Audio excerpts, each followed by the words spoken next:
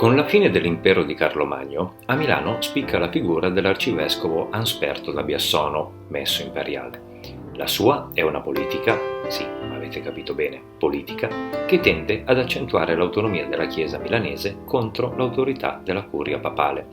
A lui dobbiamo però anche la costruzione della chiesa di San Satiro, dell'ospedale e dell'ampliamento delle mura. La città, infatti, diventa più grande. Gli abitanti delle campagne spesso si rifugiano dentro le mura e la città riesce a dare spazio e soprattutto lavoro a tutti.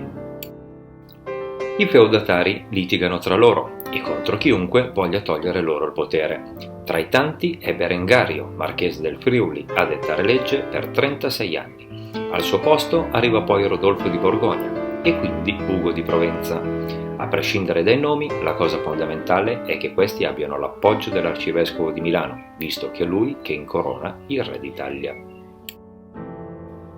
Tra i cambi al vertice della politica, così come nella Chiesa, l'instabilità, è proprio il caso di dirlo, regna sovrana. Ma nonostante questo, Milano cresce.